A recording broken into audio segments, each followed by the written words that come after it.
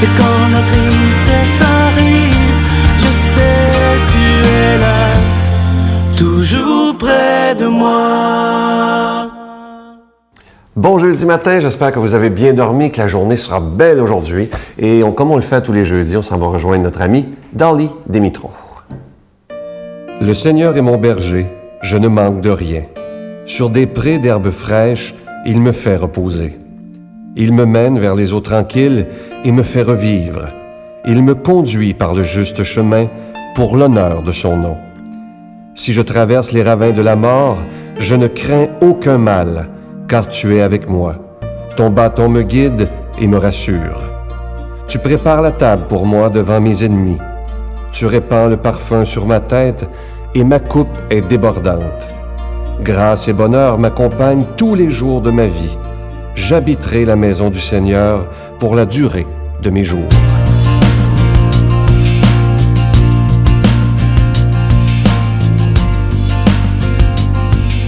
Bon matin, bonne journée. J'ai beaucoup eu la misère avec le mot équilibre et le nom équilibre. Parce que l'équilibre pour moi, c'est d'être centré, c'est être focus, puis c'est pas naturel pour moi. Dans ma plus jeune, j'avais beaucoup de fils d'ailleurs. Ils étaient partout, puis c'est comme les cheveux électriques, là, partout, puis je savais pas où est-ce que je m'alignais dans la vie, tu sais. Et aujourd'hui, je te dirais que je suis beaucoup plus grandée parce que mes racines sont bien racinées dans la terre. Et ça, c'est pas un travail que j'ai fait toute seule. Ça, c'est avec beaucoup d'aide psychologique, puis c'est aussi avec l'aide de ce chemin moins fréquenté. Ce chemin que vous et moi, on a décidé d'entreprendre. Le chemin de guérison, le chemin d'être bien dans sa peau, le chemin de la lumière. C'est simplement ça. Tu sais, quand on regarde une 24 heures, on voudrait faire tellement de choses dans une 24 heures. Et anciennement, avant que je sois un petit peu plus dans la douceur envers moi-même, et je suis sûre que vous vous reconnaîtrez dans qu'est-ce que je vais dire, il n'y avait jamais assez d'heures dans une 24 heures pour accomplir tout ce que je voulais faire au niveau de ma perfectionnisme, mon exigence et tout ce que je peux apporter en tant qu'individu. Puis aujourd'hui, si je divise ça en 3, je deviens avec 8 heures. Et dans ces 8 heures-là, qu'est-ce qui est important pour moi? C'est sûr, j'ai 49 ans et demi, j'ai besoin de travailler, n'est-ce pas? Comme certaines personnes, si on veut manger autre chose, mais dans l'autre 8 heures, j'ai besoin de s'occuper de ma maison, mes enfants, ma vie en couple et tout ça, le loisir, et j'ai besoin de dormir 8 heures. Alors, trouver un équilibre, c'est juste de mettre la focus sur certaines priorités que j'ai dans ma vie. Et ma première priorité, c'est quoi? C'est de m'aimer et d'aimer mon prochain, comme j'aime moi-même. Traiter moi-même comme je traiterai le prochain. C'est toujours dans cette philosophie de vie-là. Dans une 24 heures, il y a 1440 minutes. Savez-vous quelque chose?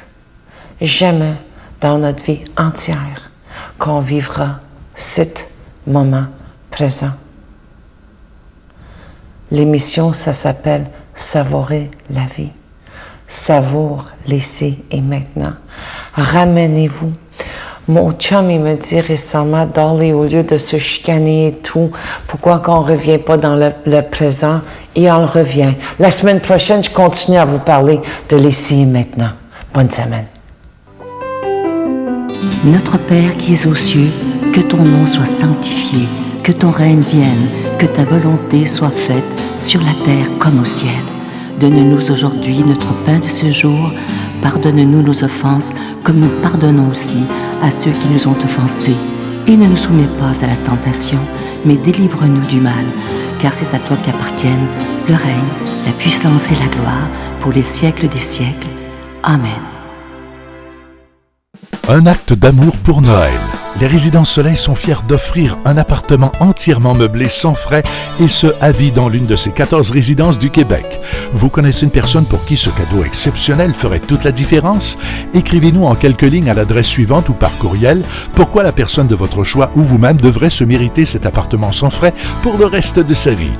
Imaginez vivre la période du bel âge sereinement et en toute sécurité dans l'une des 14 Résidences Soleil du Québec. Les inscriptions ont lieu du 15 septembre au 15 novembre 2013.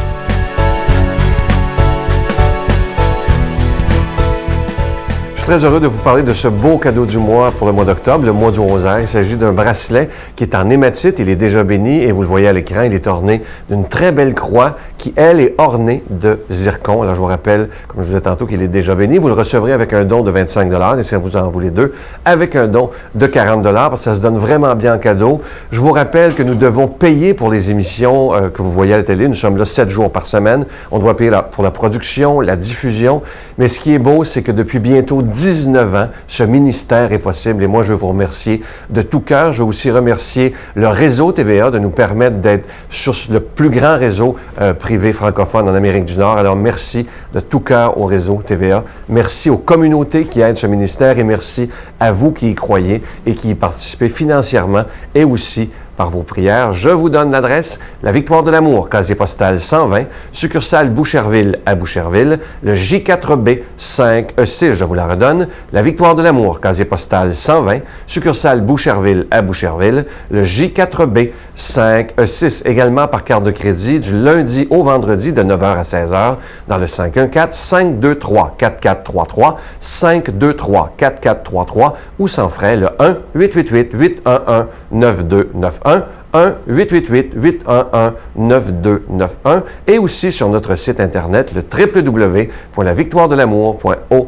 Alors, je vous rappelle, c'est un beau bracelet en hématite avec une croix ornée de très beaux zircons. Je vous remercie de tout cœur de votre générosité et aussi de votre prière parce qu'elle est essentielle.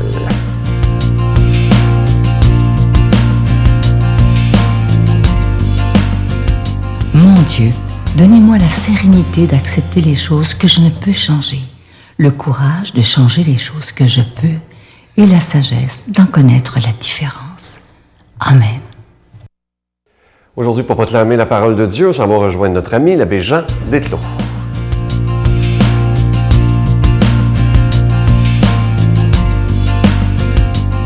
Bonjour, je vous fais lecture de l'Évangile selon saint Luc.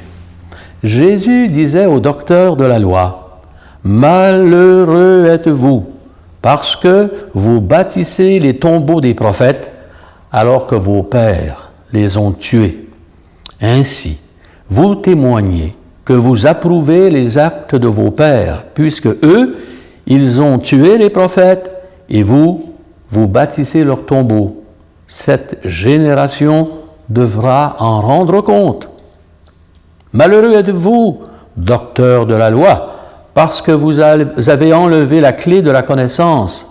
Vous-même n'êtes pas entrés, et ceux qui essayaient d'entrer, vous les en avez empêchés. » Après que Jésus fut parti de là, les scribes et les pharisiens se mirent à lui en vouloir terriblement, et ils le harcelaient de questions.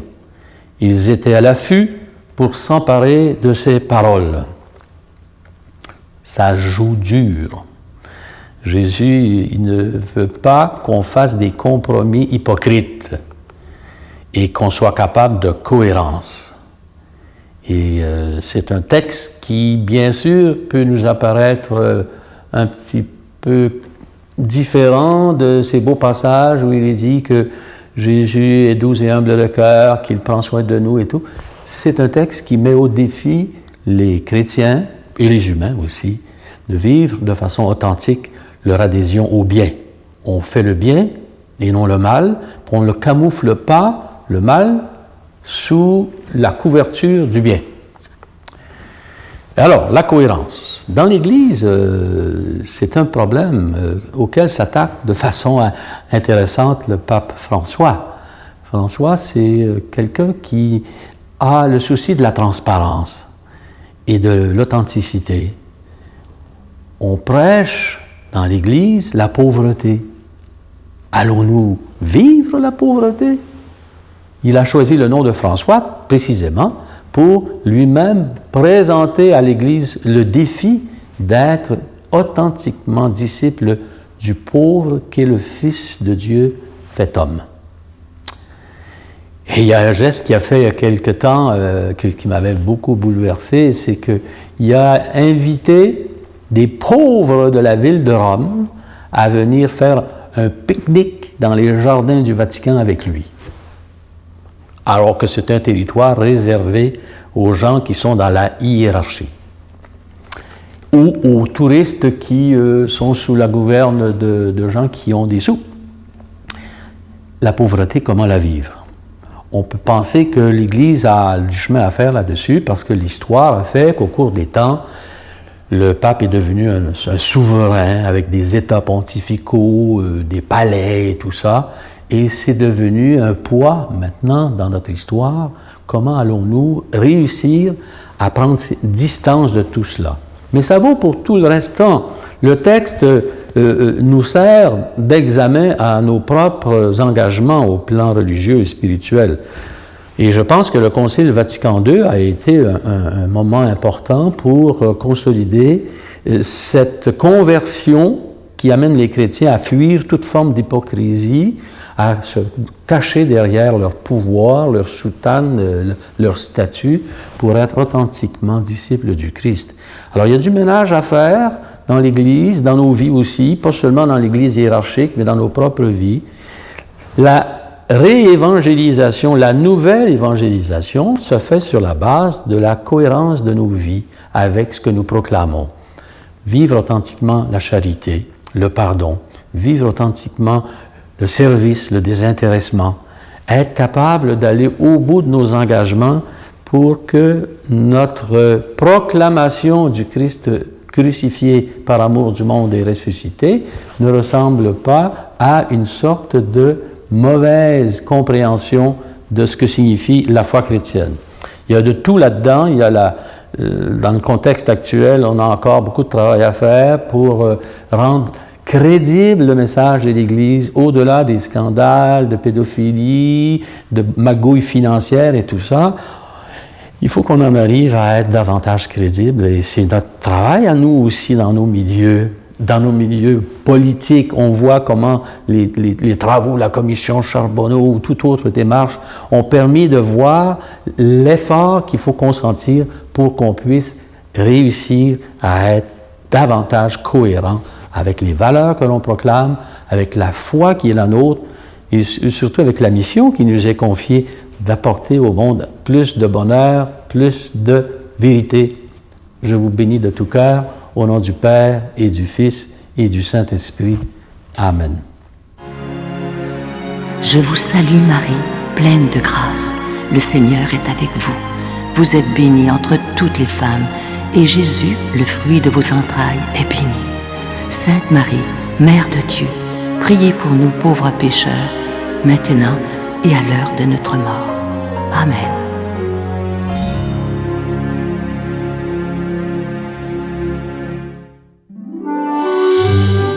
La Victoire de l'amour vous invite à vivre un pèlerinage en Italie à la rencontre de Saint François d'Assise et du pape François, en compagnie de l'abbé Robert Lemire et de Sylvain Charon. Nous visiterons Assise, Florence, Cassia, Orvieto et Rome. Nous assisterons aussi à une audience générale en compagnie du pape François au Vatican, du 25 mai au 5 juin 2014. Informations et réservations, voyage intermission au 514-288-6077. Sans frais, 1-800-465-3255.